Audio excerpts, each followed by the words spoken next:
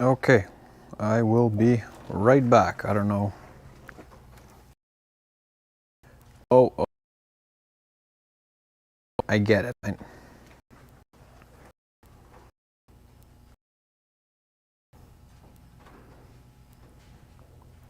Okay, I'm going to go quickly grab a charging cable for my phone. We are going to tie what's his face right here. Y'all can get entertained by the peanut gallery for a little bit while I quickly go and come back.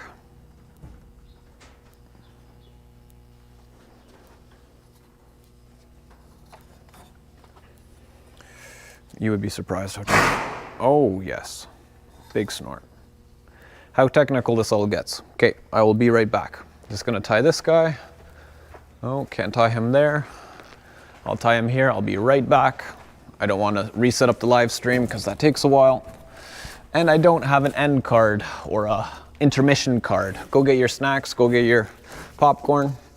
Flash is all ready to go. And I will be right with you all.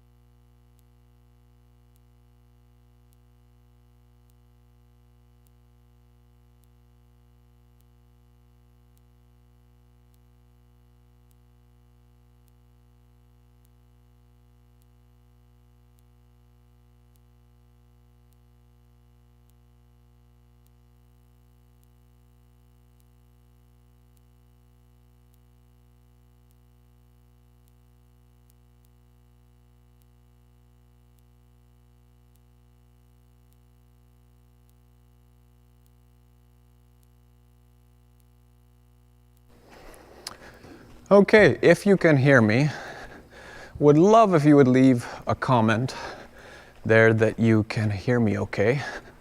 I won't be able to see it now until a little bit later. Just really like to know that the sound quality is good, that you can see what's going on. I will turn you towards where the action will be happening. This live stream will just be you and I, instead of all of along with the client. The client will be watching now, and hopefully we'll have a pretty good time. I want to make sure that this will charge. Okay, we're charging. That is good. We are still live. Okay, 5 minutes on the live stream. We gotta get going or else we're gonna get behind on things here. Okay, so we're gonna start with a little bit of free lunging.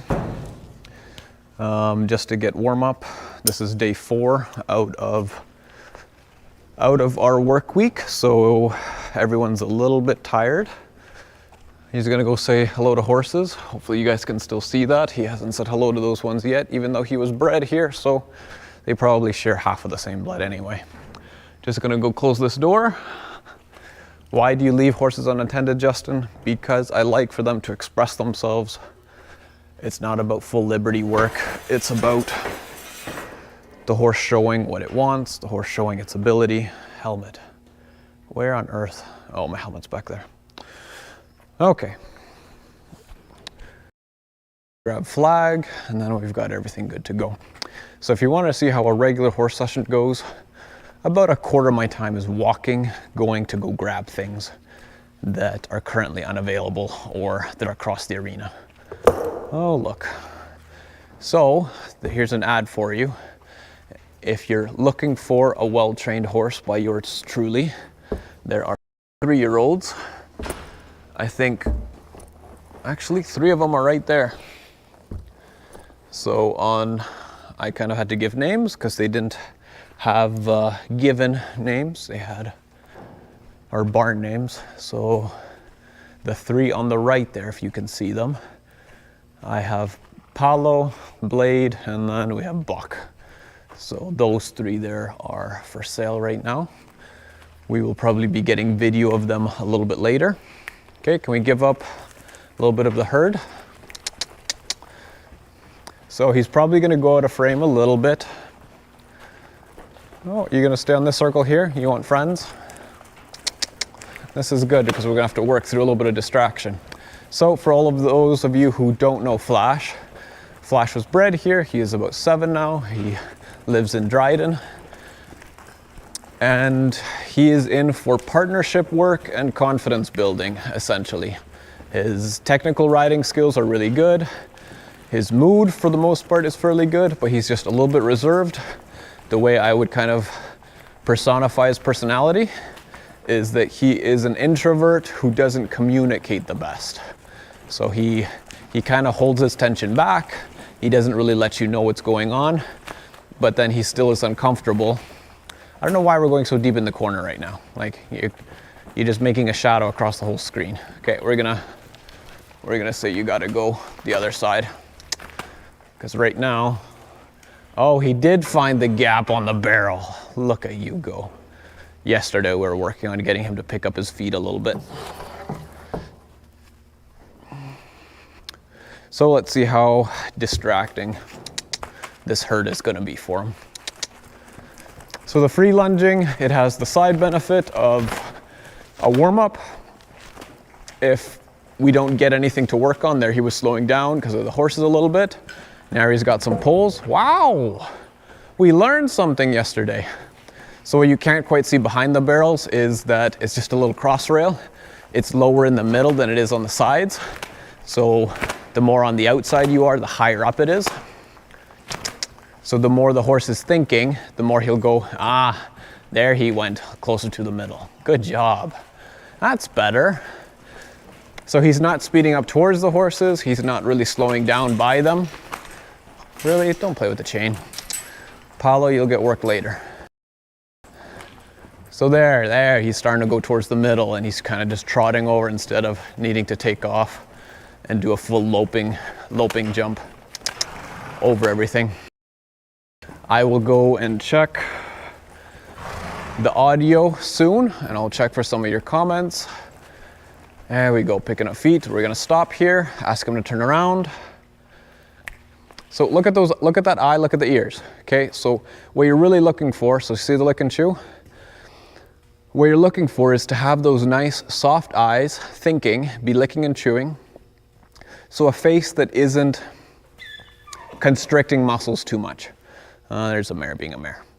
What you want to see is that he's not clenching his jaw, that he's not breathing overly hard, that his ears and eyes are on us, and that they're not wide, opened up too much.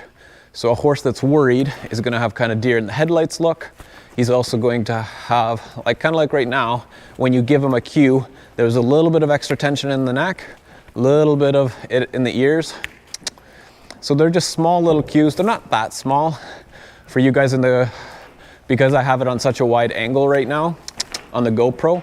It probably looks pretty far away for you and the quality is only 480p for you right now. I can't really stream in 720 and higher up than that. So I will be doing most of the describing for you. And oh, big jump. When we ride, I'm going to ride from a little bit closer so you guys can see more. But at minimum, you've got a good mic and hopefully good audio. That's, this mic, not cheap. I kind of gauge the price of things by how much training it is. And this mic is basically half a month of training on a horse. The camera itself is half a month of training. Everything, the phone is a full month of training. So even to do this, that was better. He found the middle. He's thinking it through a little bit better. Keep momentum. So he's kind of squeezing into that corner where you can't see him or right in front of you and kind of blocking you off. Because he's trying to I want to look behind myself. I want the comfort of the herd. Slightly distracted by it. Not too much. So here, as we kind of walk around, we're basically done with that setup of the exercise. I am going to take down this jump so I can ride over it and lope, I'm actually going to set up a loping pole. Loping pole distance is 3 steps and 1 foot, so 3 1/3 meters or so. So 3.3 meters essentially for majority of horse strides. Sometimes it'll be longer, sometimes it'll be shorter. I'm in my English boots right now. 2, 3 1/3.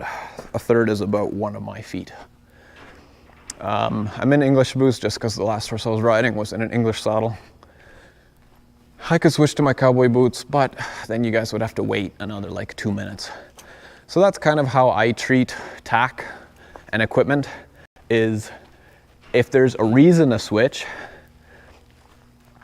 I'll go do it. If it's helpful, I'll do it. But if, you know, it's just gonna waste time, I don't want this horse to lose rhythm. That's why I went and grabbed that charging cable at the start, because I don't wanna have to rejig everything halfway through and spend 5 minutes where the horse's training suffers because of doing this. This is where I really need a camera person who can who can kind of walk around with. Well, now I just remembered that we're missing the bit and bridle. So I'm gonna walk and grab that, as I was just talking about. So I'm not gonna ride in the halter because we want to be riding in the bit. So it'll tell us a lot if he stays there, if he follows me. The most relaxed horse that's disconnected from you is going to just stay in place. Relaxed horse that's connected to you should stay with you unless he's been taught to ground tie and he feels like that's the expectation. So if you look at his ears, you can tell he's zeroed in on me. He's completely staying in place. So there might be a little bit of ground tying training that he's responding to. So if I walk past him and he links up with me, then there's a high likelihood that he's staying because he felt he was supposed to. If his feet don't follow me, there's just a little hesitation in the step. You see how low that head is? You see how relaxed everything is? That's how we want all of the riding.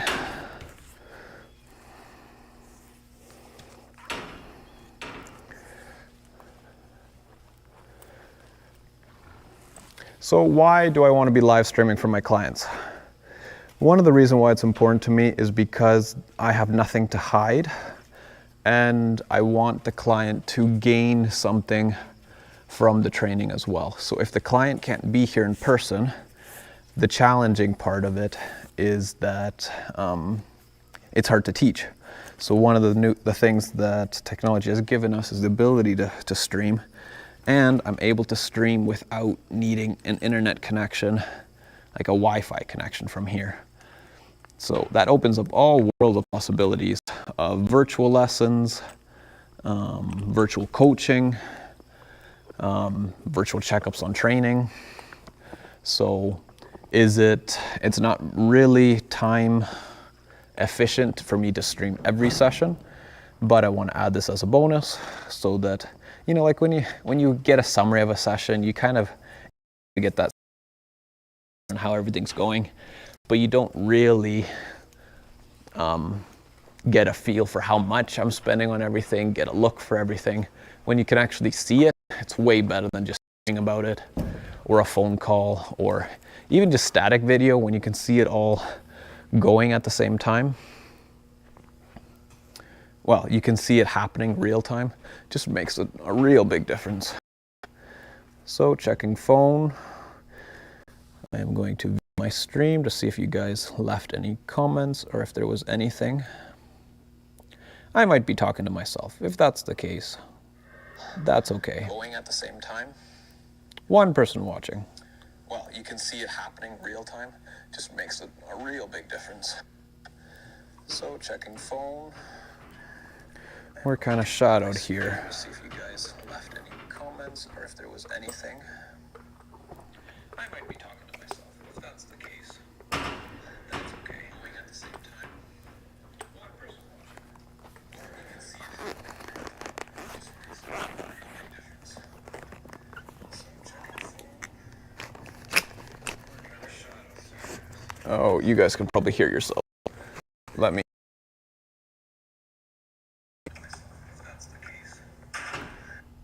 3 people watching. Oh, look at that. Welcome to the madness. So there's like, the other thing about live is I can't speed anything up for you. You can't skip over the boring parts. Put this on while you're doing something else, when there's something noteworthy. So what you can actually do is, from the moment you start watching, you'll be able to move back and actually replay stuff that's already happened. So if you just want to put it, this is what gamers do. They put it on their monitor, they put it on while they do something else, and then if there's something worth watching that they hear, they'll just go back and replay whatever that thing was. Okay, we're feeling a little bit driven towards the other horses.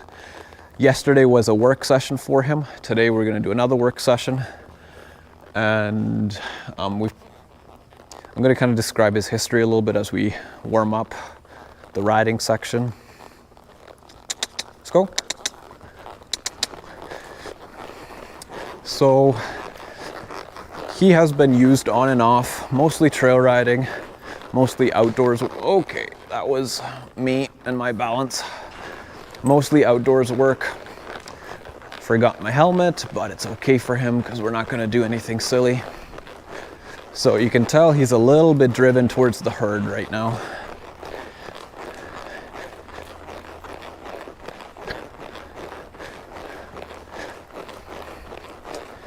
Been used on and off, and there's just an edge to him that when he gets a little frustrated, you can tell that he goes in a little bit of survival mode. And when he goes into survival mode, he doesn't respond to cues as well. It's more uptight, it's more edgy. Edgy would be when he goes up into trot, he kind of lunges into it. It's not as smooth, it's not relaxed, and things just end up being tougher. So here we're going to go over loping poles at a trot, which means they're going to be at somewhat the wrong distance. There's trotting poles down the end. Let's check our stop. From seat, not bad. Let's go into backing up. So Becky, you'll probably notice I'm riding in a snaffle right now. I just haven't set up a leverage bit yet, but it's on the to-do list. One thing about the snaffle is it's generally going to be slightly better for lateral flexion. If we're finding that he's working a little tight, so there the horse is left. So right now his neck is slightly tight, he's kind of rushing. You see how he got a little bit uptight because our peanut gallery of 4 horses kind of left. So I want to be able to kind of direct rein and get this horse to bend its neck.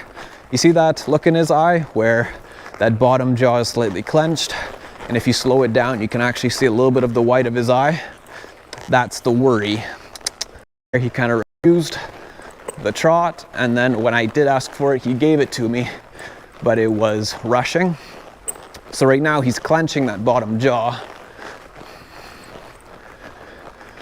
And the worry came in because the herd left.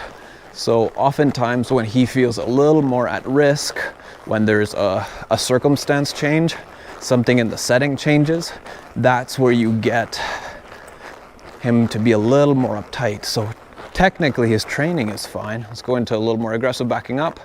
I'm a little far away from the screen for you guys. I realize that. Oh, the horses are back. So is he gonna relax now that they're all back? There was a deeper breath from him. So when they get tighter, they stop breathing as deeply. Their muscles contract and they don't loosen as much. More adrenaline starts running through the system. Really, like, adrenaline is what keeps them alive instinct-wise. So when a cougar's chasing after you, oh goodness, horses.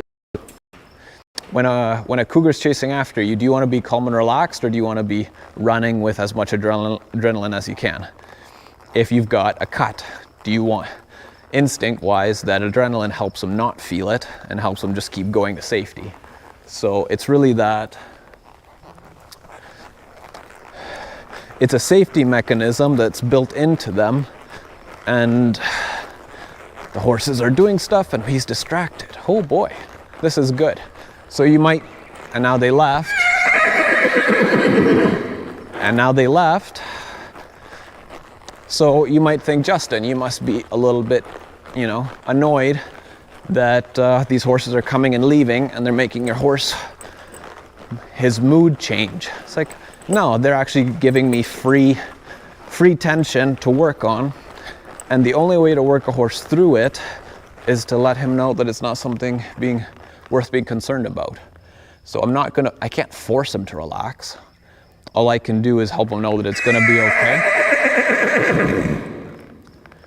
So there, we're seeing a little more herd dependency. He was in with another horse, and that horse was put with a different herd. He still has horses over the fence. So we see a little bit of that herd dependency and that little bit of that lower confidence. So the more self-confident a horse is, the more on their own they can be, and the less dependent on the world around them they are for their safety or their feeling of safety. So there you see him breathing deeper, blowing out a little bit, if you can hear that. So when we have a horse who's very dependent on everything around him for comfort, so he's not, even if they're dependent on people, right? Like I want my horses to be slightly dependent on me for guidance mostly, but for them feeling safe, I want them to feel safe with me, but I don't want them to panic as soon as I walk away. So a horse who you tie and then you walk away and all of a sudden they're all uptight because they're alone, that horse needs you kind of like a safety blanket.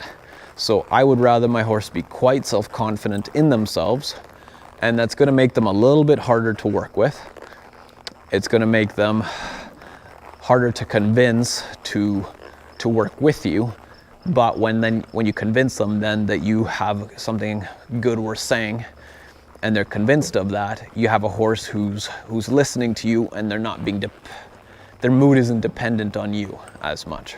So the more nervous a horse is, the more uptight, the more they take on the mood of the horses around them. Here he's kind of flinch stopping once in a while. It's kind of that desire to stop and think. So on trail, that would look more like a balk. So we just gave him some walking and some turns to try to loosen him up a little bit, try to lower the adrenaline. So there you can see he's holding the bend a lot better. He's still drifting out of it a little bit, but there's less tension in that. So we're not trying to teach him something new skill-wise. We're trying to teach relaxation in spite of the horses leaving, in spite of him being on his own, in spite of Justin being slightly annoying in his riding from time to time. So sometimes we'll go into lope and that'll be scary. He's got to realize that, okay, this is all fine. I'm not dying, essentially, because instinct says I'm dying. If I stay here, I'm gonna die.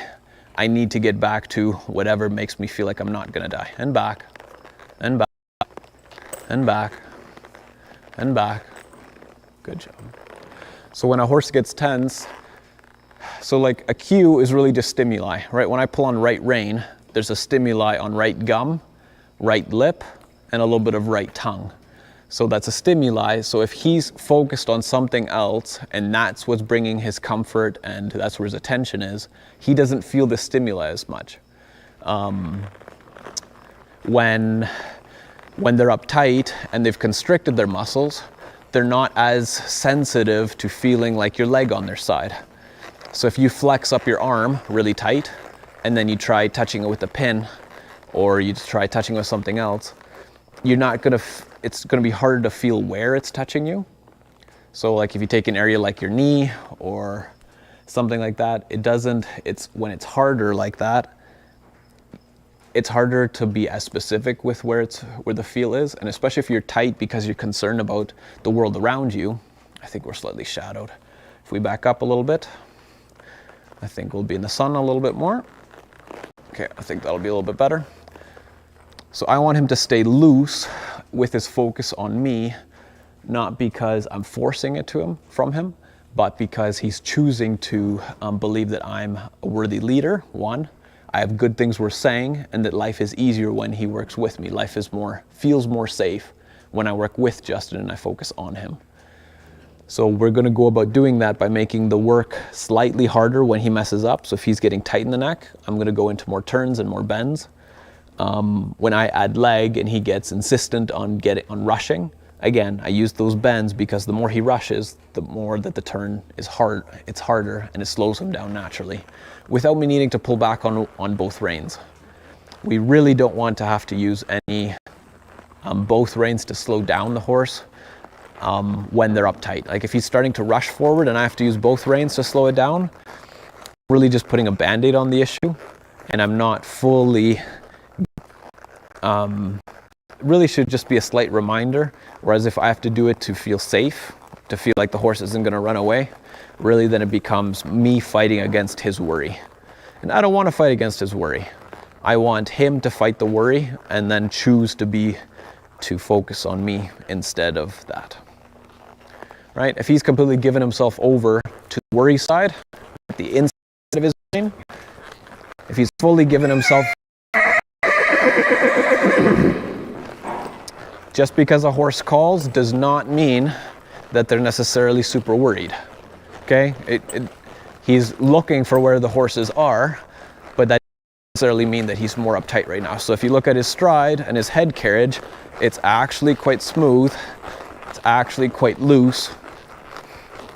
And when I give a cue, he's responding right away. He's responding smoothly with some grace, and he's not holding tons of tension. So don't think just because they call that all of a sudden that they're all over the place and that things are getting worse. There he started rushing a little bit because I pointed him straight at the door. And ho. Not bad, not bad. So you see there's that lick and chew. We have his ears kind of flicking to me as well as flicking to stuff out beside him. And he's willing to just stand, right? There's that deeper breath. Hopefully you could see that in the whole diaphragm here. It gets bigger and then really deflates. Instead of it just being small little breaths, it gets bigger and then fully deflates, and he empties out his lungs. So, right, we want to get all that carbon dioxide out, get more oxygen in. Oh, excuse me. There we go. I just talked about oxygen and I needed to yawn.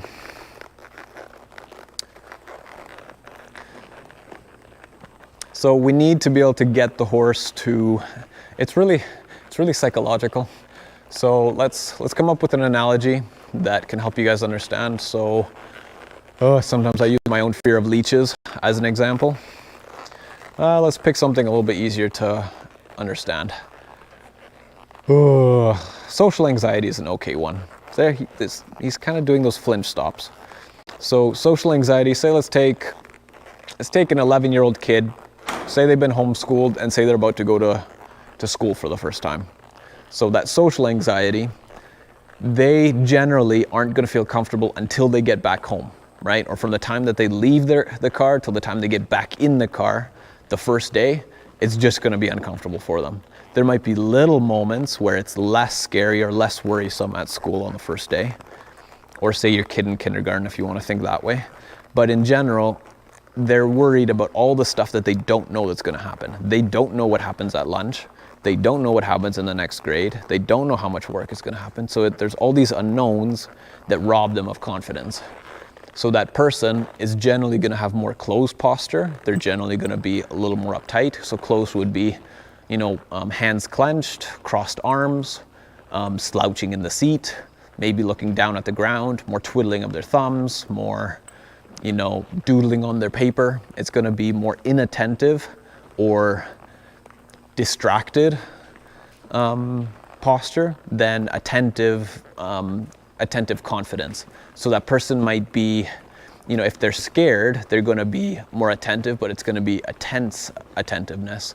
Whereas a person who's confident in their surroundings, they're confident attentive, that person's going to be engaged with what's going on around them. They're going to be responding with it, which is the sort of horse we want, not confident lazy. Confident lazy would be a person, or that was a bad cue. Lazy would be, they're so relaxed that they just don't respond in general because they feel no need to. They're completely confident in just the state that they're in. So we want a confident, attentive horse. And generally on the first day, And horses have a lot of first days. Anytime you throw them into something new, they tend to act as if it's a first day.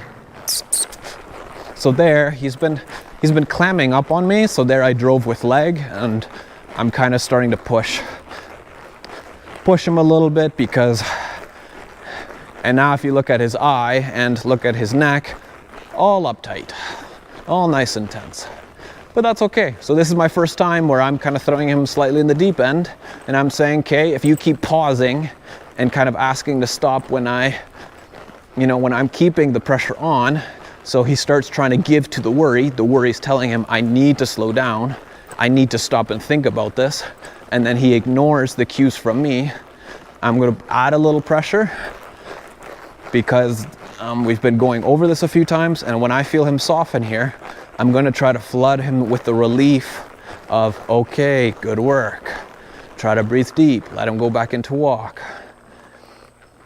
Right, so I just gave him one repetition. So the way we're talking about a kid going to school on the first day, generally each repetition is leave home, get back to home.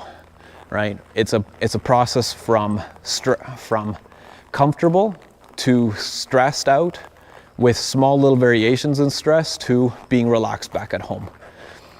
What tends to happen as you get more repetitions, or the kid goes to school more days and they have that social anxiety, either they're going to get more tense over time and they're going to be uncomfortable the whole time as they get worse, or they're going to get better.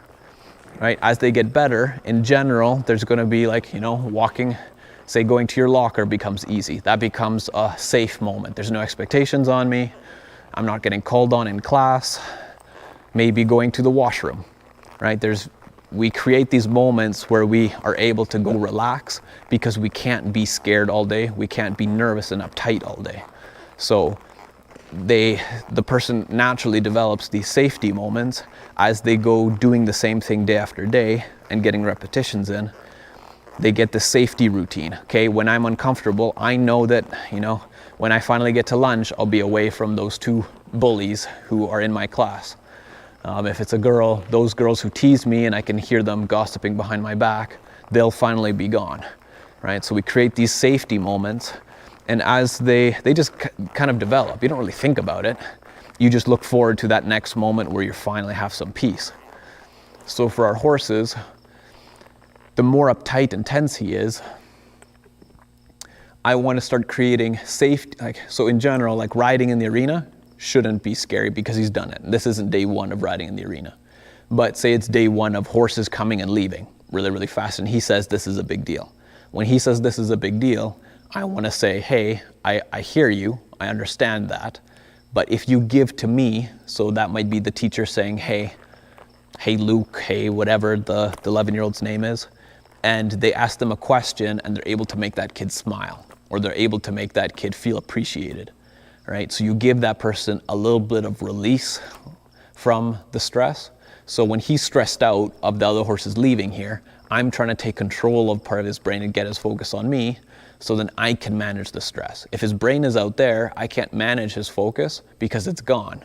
I no longer have a part to play in it. I'm just along for the ride. And when a lot of people ride, they're just there on top of the horse. They're not engaging with the horse.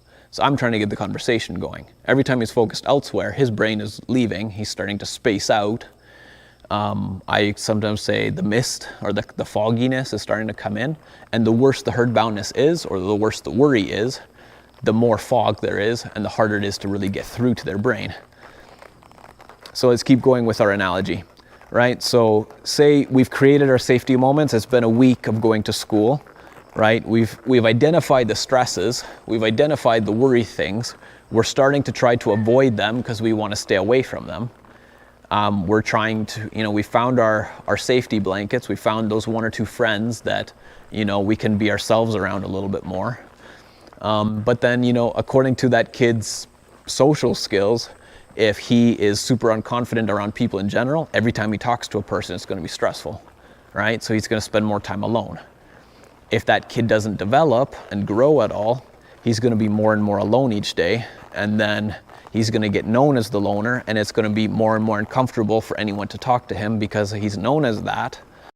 So when you're known as someone who likes to be by themselves, you sit in a corner and you're on your computer, iPad, iPhone, earpods in and everything, it's harder for people to come talk to you because you've secluded yourself, right? So even like, say for yourselves, say you guys are a little more reclusive in your social circles, it's harder for people to interact with you because you're further away and it takes more effort, right? In general, when it takes more effort, more intentionality to find you, it takes more work, right? It's a little more stressful. People are risking a little bit more. They're risking their time, they're risking a little bit of vulnerability, because it's like you had to be so intentional that you're really showing that you were thinking about that other person, right? So if say you're out playing tennis with your grandson or grandkid, whatever, or I don't know, you're just out there and you see the same person often, it doesn't take much effort to make that friendship because you're seeing that other person naturally, and there's not too much effort involved. So for horses, let's apply that. I went into human psychology there and I completely don't know how to apply that to horse psychology here. They're completely different sometimes. So let me try to get that train of thought back. I was just getting excited. And I'm just walking a horse around in circles. Sorry, I get excited about human psychology as well. And sometimes I forget to train. Okay, let's get some polls going over here and I'll see if I can wrap up the threads of this conversation and kind of figure it out. Okay, poll. Oh, there we go. Gotta pick up feet. Good job. We'll start some loping up here soon. I'm talking and trying to just run my mouth while my brain tries to remember where we were at. Kid, friends, spending more time alone, reclusive. Okay, so if a horse tends to find that being reclusive and holding their brain back leads to more comfort, right? So say the horse tried a couple times and then they tried to engage with the person and then it went badly. It didn't end somewhere good. And then, subsequent tries also went bad. That horse is going to draw within itself more. So within itself might be they're going to lean into the sources of comfort, right? So we don't want to be seen as a bully, but sometimes, say you take that kid who spent, now say they're 3 weeks into their first month of school, they've been spending way too much time alone. They're known as the loner, right? That's kind of him.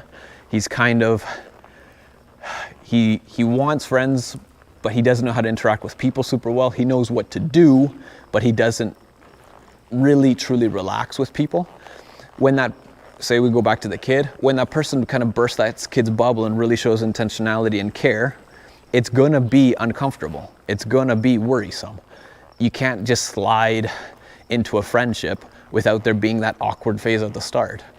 So, unless they're two people that are equally as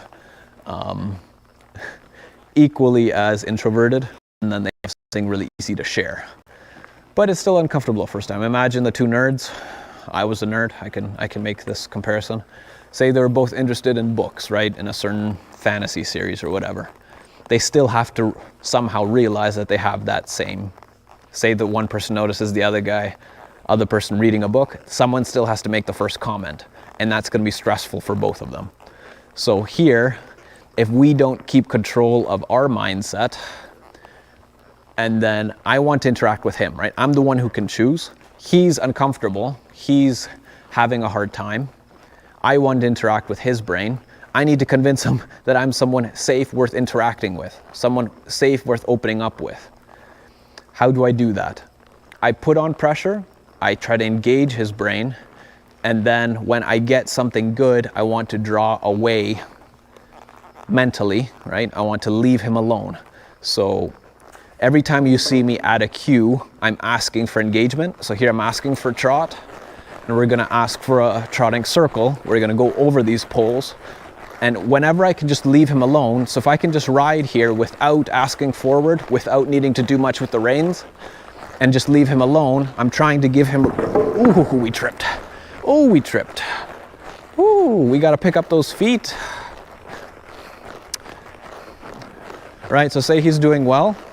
If I just let him stop and think here, giving him rest mentally, he doesn't have to be thinking about what I'm doing.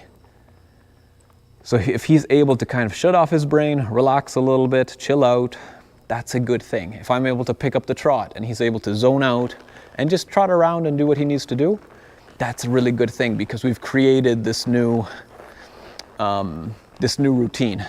So let's go back to our 11-year-old kid, right? So say he's 4 weeks in, and someone starts, trying to be his friend, and they have to do it for the next 2 or 3 weeks. It's going to take longer to make a friendship according to how difficult the social anxiety and the social skills of that other person is. Does that see how just because a person has a hard-working friend doesn't mean that they're all going to make friends at the same speed or slowness. Just because he doesn't have self-confidence in himself and his brain goes to other places doesn't mean it's always going to be the same as every other nervous horse. So the way that the amount of time it takes to warm them up is very, very different.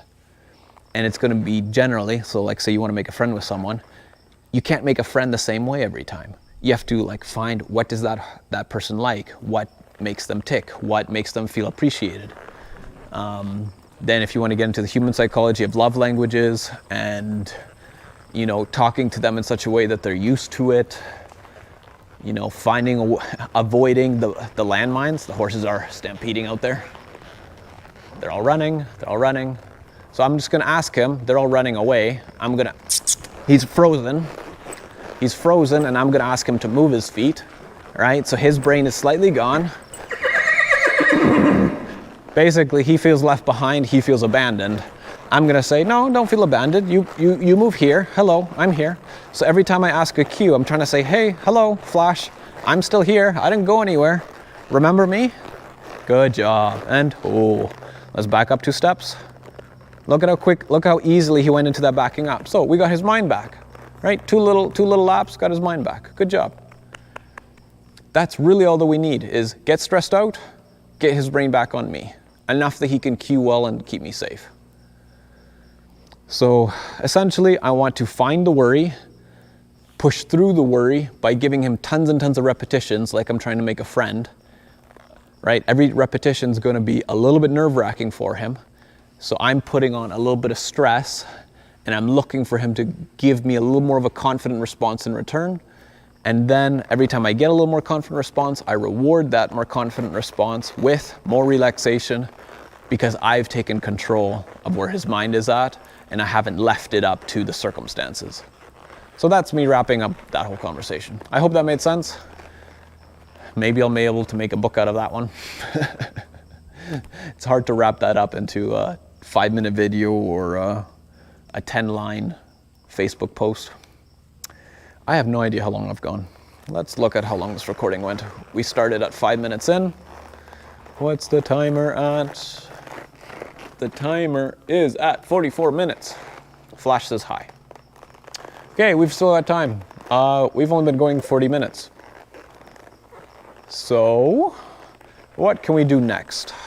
So, why was that good? If you look over, if you kind of click through the video, we probably had 5 repetitions of stress and stress from external factors, and then maybe 3 or so stress repetitions from me. So places where he got a little tense, I pushed him, I made him more uncomfortable, right? I took control of the stress, I took control of the worry, and then we got relaxation afterwards. That's really, so we maybe got 8 to 10 repetitions in today of stress from circumstances and from me, and him having to work through it and give us a more confident response in spite of. That's how we make partnerships. There's a few other things we can do as far as groundwork goes, as far as if there's a trigger to worry. So this is very big scale, or big view. No, what's the word? Zoomed out view of the issue. It's very kind of abstract.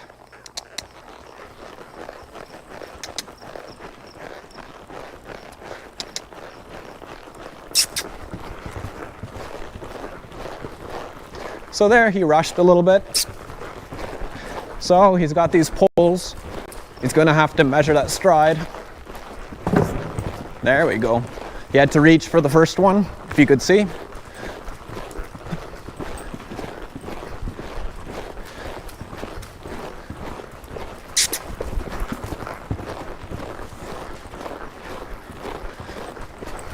As you can tell, I kind of have to focus. He tripped. Keep it going. There, he came in short. He's at a trot, slow it down. He's stressed out, he's tense. I want to take control, he's worried. All of his sides are all tense. He's all uptight, his brain. Imagine his brain being gone. His brain is leaving. He's all stressed out and uptight. I need to get his brain back. Oh, coughed up a little bit of phlegm. So he probably wasn't breathing super well. So look, what caused the worry? Speed. He's not super confident. There's a little bit of pulls in there that also didn't help a ton. Is the fix by making his world simple? No. It's by making it just hard enough. You know, not so hard that he can't handle it. He keeps clamping down on his sides and then coming down to walk. So if you see him flinch on one of these next ones, it's because I drove with leg there. So you saw that?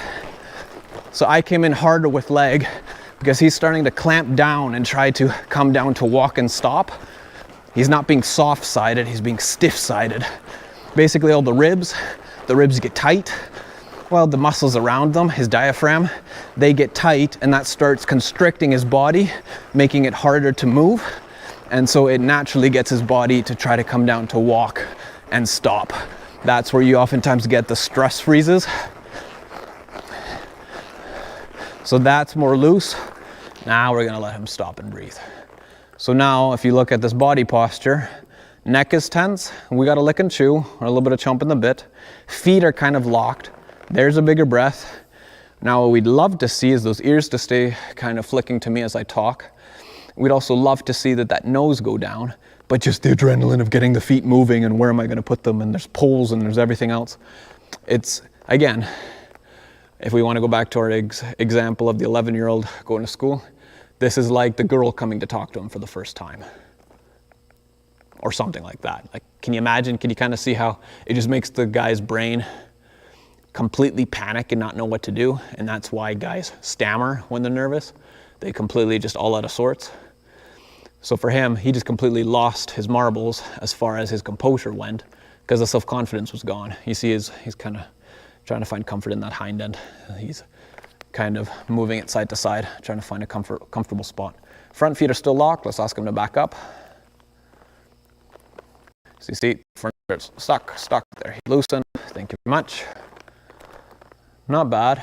But you see, he's like, I'm so panic in my loping. So there's a bit of a trigger there. He's less confident in his lope. So that means we have loping specifically to work on. The other triggers beforehand were the herd leaving. That's another bit of a trigger. But in general, it's just the horse's confidence that's at the root of it all. As we work on the horse's confidence, it naturally works on the trigger points. And what you'll naturally see is that he just gets better in general. Another thing that can add into the bit of the panic is he's a little bit weaker in the hind end. If we ask him to turn, let me bring him closer so you guys can see a little bit better. Almost at the end of our time. We'll go finishing up here. I've got lots of horses to do this afternoon. And I won't. Okay, so you see, like, even just a little flinchiness, like I'm trying to get him to scoot up a foot, and then he's just slightly finicky. So here, like even that, like just don't overthink it. He's overthinking things. I'm gonna stop him with that. We're gonna put in left leg, just so you can see that, you see how he drags that toe, that left toe, instead of picking his foot up. You can even see, like if you look at the ground, you can see the marks over just that foot is dragging. Check right side.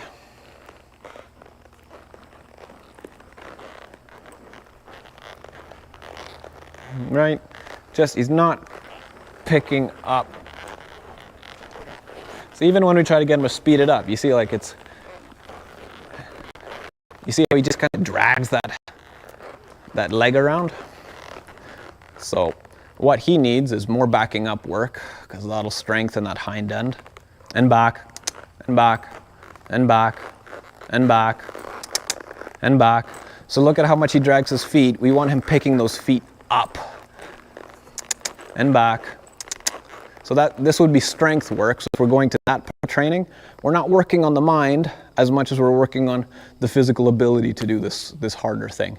So if we work on his physical ability to do it better, and it makes him stronger in the lope, more balanced, we get a little less panic. So we work on one of the things that adds to his panic in the lope. Does that make sense? You see how each issue can be broken down into 3 contributing factors. Each contributing factor has a fix and something that can be worked on it, but you want to work on all of them at the same time. And you see how if we want to fix a person, say you've got a kid, a friend, spouse, you've got contributing factors of stress, break each of those down into their trigger points, find kind of the root. There's going to be a string that kind of strings them all together. You know, lack of self-confidence, addiction, addictive behavior, codependency is good into all the psychology of it. There's a string that kind of threads them all together, and if we can work on contributing factors to the triggers, we minimize the trigger points, we minimize the deep dives as far as negative circumstances and emotion, and we start leveling this person out and then building them up from there. It's kind of what we're doing in this case. So I'll work on loping later, work on backing up more. That'll be added into the program. We'll be doing more outside stuff, but in general, that's Flash. So I hope that made sense. And we just got to get him more positive repetitions of working through stress, and him to see us as a friend and calm, relaxing one. So thank you very much for joining, and I hope you enjoyed, and I hope you learned something. This was a little abstract, I realize, but that's the issue that we're dealing with, so you may as well learn.